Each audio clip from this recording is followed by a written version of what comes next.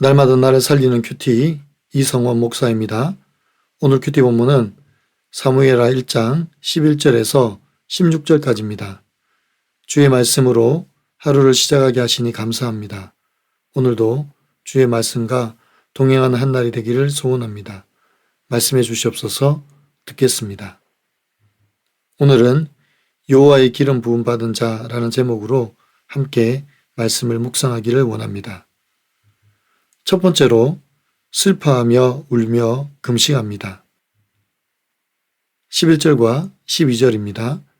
이에 다윗이 자기 옷을 잡아 찢으며 함께 있는 모든 사람도 그리하고 사울과 그의 아들 요나단과 여호와의 백성과 이스라엘 족속이 칼의 죽음으로 말미암아 저녁 때까지 슬퍼하여 울며 금식하니라고 합니다. 비록 사울은 다윗에게 원수와 같은 존재입니다. 하지만 하나님께서 사울 왕을 기름 부어 세우신 줄 알고 다윗은 여러 번 사울을 죽일 수 있는 기회가 있었지만 하나님께서 기름 부으신 왕을 어떻게 해할 수 있느냐고 하면서 그 자리를 피했습니다. 그런데 전장에 나갔던 사울 왕이 죽었다는 소식을 한 아말렉 소년에게 들었습니다. 뿐만 아니라 다윗의 형제와도 같은 친구인 요나단도 죽었다고 합니다. 그래서 다윗은 슬픔을 이기지 못하고 자기 옷을 잡아 찢습니다. 다윗이 자신의 옷을 잡아 찢었다는 것은 나의 평온한 일상이 완전히 파괴되었음을 외적으로 드러내는 행위입니다. 그리고 다윗이 옷만 찢었겠습니까? 다윗은 마음도 찢었을 것입니다. 마가복음 6장 34절에서 예수께서 나오사 그 무리를 보시고 그 목자 없는 양 같음으로 인하여 불쌍히 여기사 이에 여러 가지로 가르치시더라 라고 합니다. 여기 불쌍히 여기사 라고 할 때 사용한 헬라어 단어가 스플랑크조마이입니다. 이 단어의 의미는 창자가 끊어지는 듯한 고통을 말합니다. 아마도 다윗도 자기 옷을 찢었지만 창자가 끊어지는 듯한 고통을 느꼈을 것입니다. 이것이 진정으로 기름 부음 받은 자에 대한 슬픔과 애통일 것입니다. 여러분 어떻습니까? 나를 힘들게 했던 사람의 불행을 속으로 기뻐한 적은 없습니까? 원수를 위해 진정으로 슬퍼하며 기도할 수 있나요? 옷을 찢는 형식을 넘어 창자가 끊어지는 긍휼로 공동체를 섬기고 있나요? 두 번째로 잘못된 두려움으로 인한 심판입니다. 13절과 14절에서 다윗이 사울과 요나단의 죽음의 소식을 전한 소년에게 어디 사람이냐고 묻습니다. 이렇게 물은 이유가 무엇입니까? 다윗은 지금 재판관의 위치에 있습니다. 그리고 이 소년이 가져온 소식에 대해서 책임을 물어야 합니다. 그래서 이 소년에게 질문한 것입니다. 그리고 이 소년이 만일 이스라엘 족속에 속한 자라면 자기의 주인을 죽인 것이나 다름이 없습니다. 그러면 이런 자를 가만히 둘 수 없습니다. 그런데 소년이 이렇게 대답합니다. 나는 아말렉 사람 곧 외국인의 아들이니이다. 이 말은 당시 이스라엘 공동체 안에 머무는 거류민이라는 말입니다. 그렇다면 이 소년도 이스라엘의 법과 신앙적 가치를 존중해야 할 의무가 있습니다. 그런데 자기 명예와 자기 업적을 위해서 사울 왕을 죽였습니다. 그래서 다윗은 자기 소년들을 시켜서 이 소년을 죽이게 합니다. 그리고 다윗은 이렇게 말합니다. 16절입니다. 다윗이 그에게 이르되 내 피가 내 머리로 돌아갈지어다. 내 입이 내게 대하여 증언하기를 내가 여호와의 기름 부음 받은 자를 죽였노라 함이니라 하였더라 고합니다. 다윗이 이 소년에게 내 피가 내 머리로 돌아갈지어다 라고 선고를 합니다. 이것은 재판의 법정에서 이 소년에게 책임을 전가하는 선고입니다. 결국 다윗은 개인적인 원한에 의해 이 소년을 죽인 것이 아니라 청년 스스로가 하나님의 기름 부음 받은 자를 죽임으로 마땅히 처벌을 받아 죽임을 당하는 것이라고 선고하는 것입니다. 또 다윗은 내 입이 내게 대하여 증언하기를 이라고 합니다. 이 말은 법적 선고의 근거가 자백이라고 말하는 것입니다. 결국 이 교만한 소년은 자기의 잘못된 판단과 욕심 때문에 죽임을 당합니다.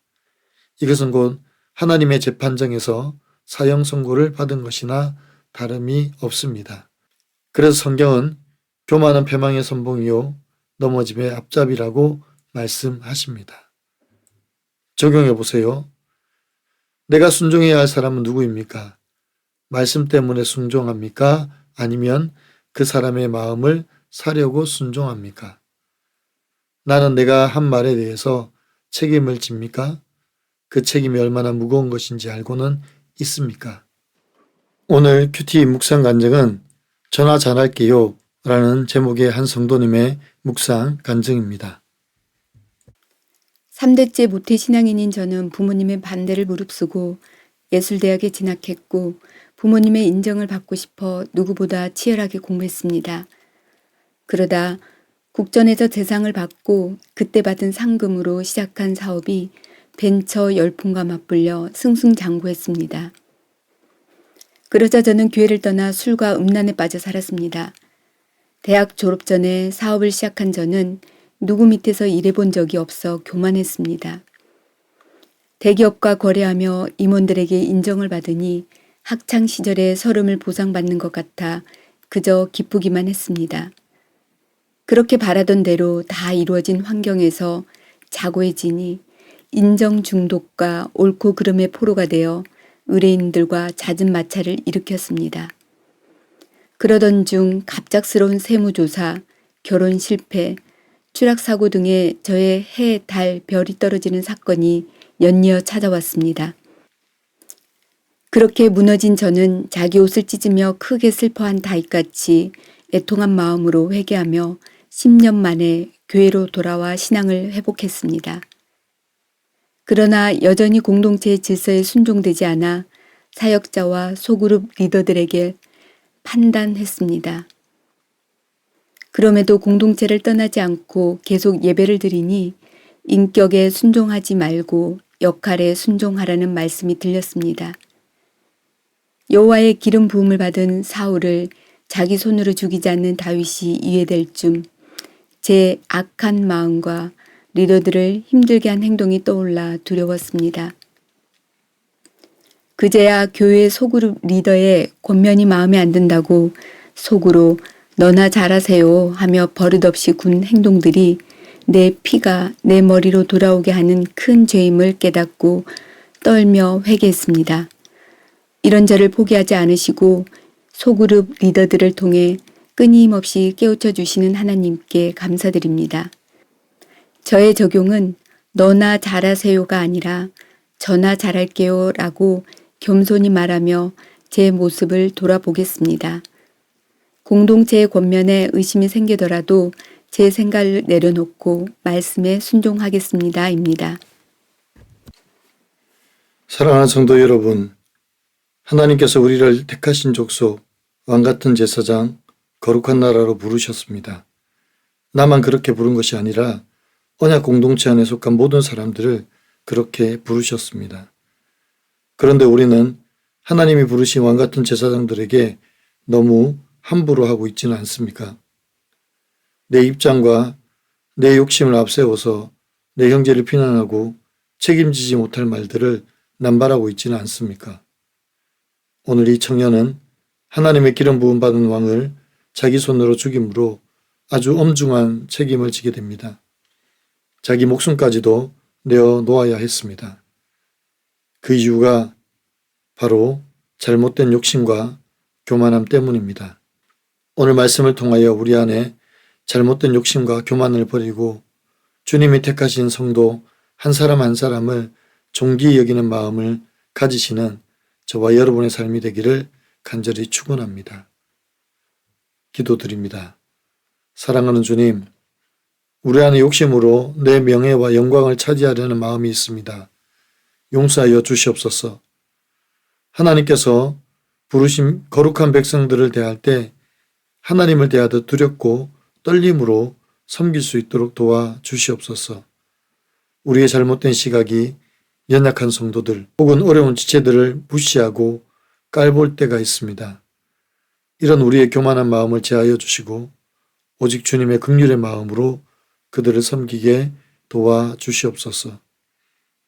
우리 주님께서 목자 없는 양 같은 백성들을 보시고 불쌍히 여기셨던 그 마음을 깨달아 알아서 우리도 믿지 않는 가족과 형제, 이웃을 바라보게 하시고 우리의 창자를 찢는 마음으로 그들에게 다가가서 복음을 전하게 도와주시옵소서. 우리 구주 예수 그리스도의 이름으로 간절히 기도하옵나이다. 아멘.